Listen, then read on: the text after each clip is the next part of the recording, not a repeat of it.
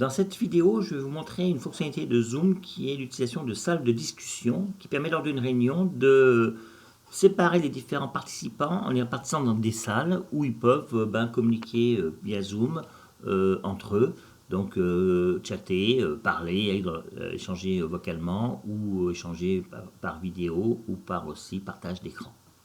Mais chaque salle de discussion est un groupe séparé qui donc interagit uniquement entre les membres du groupe.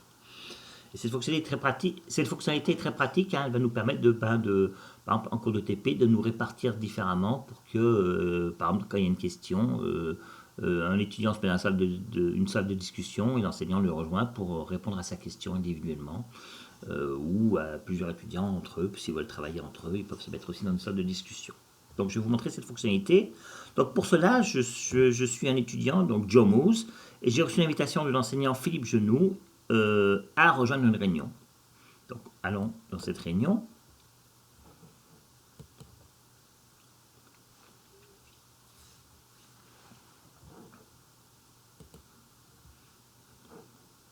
Alors je vais couper le son parce que comme j'enregistre la vidéo, c'est interagi. Voilà.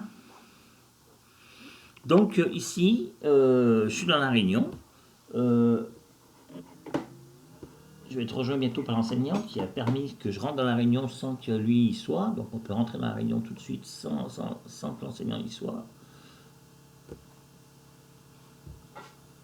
Attendons un petit peu.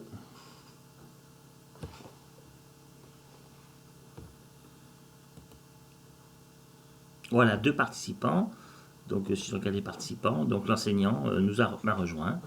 Et je vais voir ici que il va créer plusieurs salles.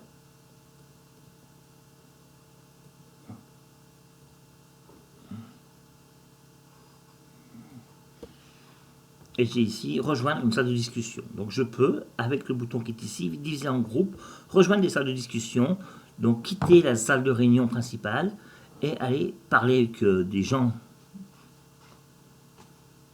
particuliers dans une des salles de discussion.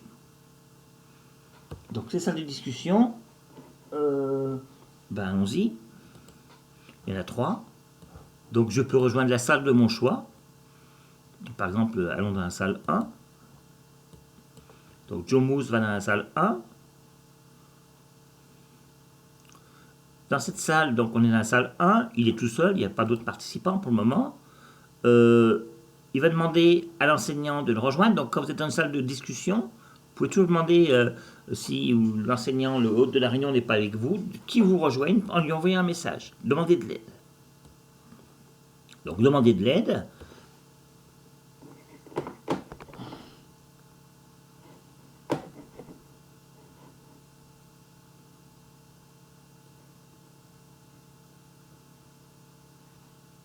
Alors, oh, pardon, il faut cliquer sur inviter l'animateur. Je pense que voilà, il a pas reçu l'invitation. Donc il va rejoindre la salle.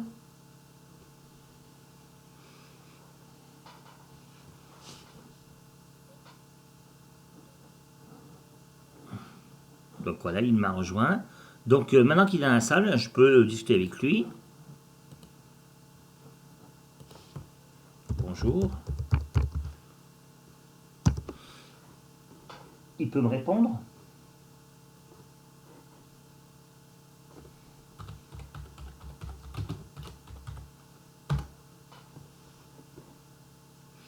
Il peut partager son écran.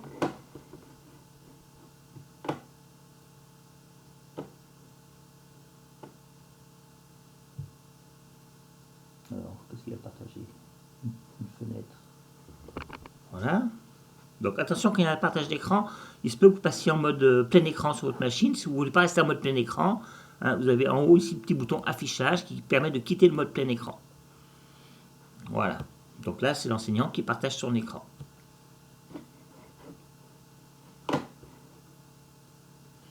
Il arrête son partage. Donc je peux changer de salle à la guise. Je peux aller dans la salle 2 si j'ai envie, voir d'autres personnes. Bon, ici, il n'y aura pas grand monde. Je passe dans la salle 2.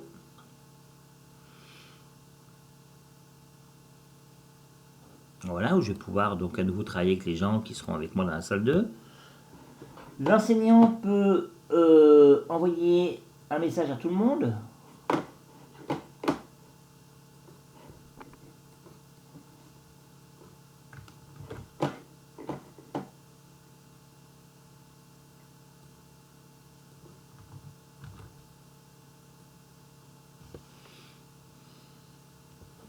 Donc le message est ici, retourner dans la salle principale, donc quitter les salles de discussion.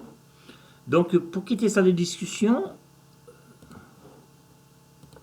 j'ai le choix ici que entre différentes salles de discussion qui ont été configurées par le hôte, l'animateur de la réunion. Donc si je veux quitter les discussions, on fait quitter la salle. Et ici, vous avez deux choix. C'est soit quitter la réunion. Alors, quitter la réunion, c'est quitter définitivement Zoom. Ou quitter la séance, donc la séance de discussion, et revenir à la réunion principale. La séance principale.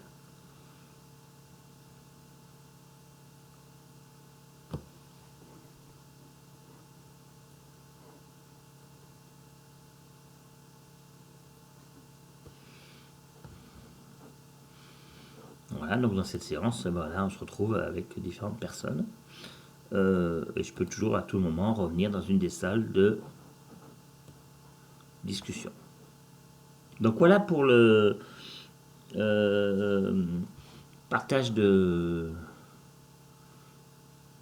Enfin, les échanges dans les salles de discussion. Donc une fonctionnalité très très simple. Alors, autre fonctionnalité que je voulais vous montrer, c'était le partage d'écran. Donc là, ce sera avec ici, partager un écran. Donc vous pouvez vous aussi partager un écran. Ah, il faut que l'animateur me donne autorisation.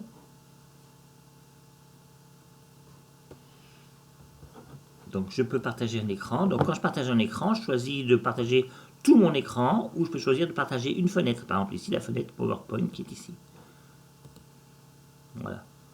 Donc cette fenêtre, elle sera ici avec... alors à cause de mon capture de vidéo qui est faite ici, c'est pas la bonne couleur, c'est le reste du vert, hein, le rectangle vert définit la fenêtre que vous partagez. Avec ici, on peut arrêter le partage quand on veut. Alors, je ne peux pas vous montrer avec la vidéo parce que ça ne fonctionne pas quand je fais une capture, mais on peut aussi donner le contrôle quand on a un écran partagé à une personne distante pour qu'elle puisse avoir accès à votre souris et à votre clavier pour pouvoir partager avec vous et travailler avec vous de manière collaborative. Voilà.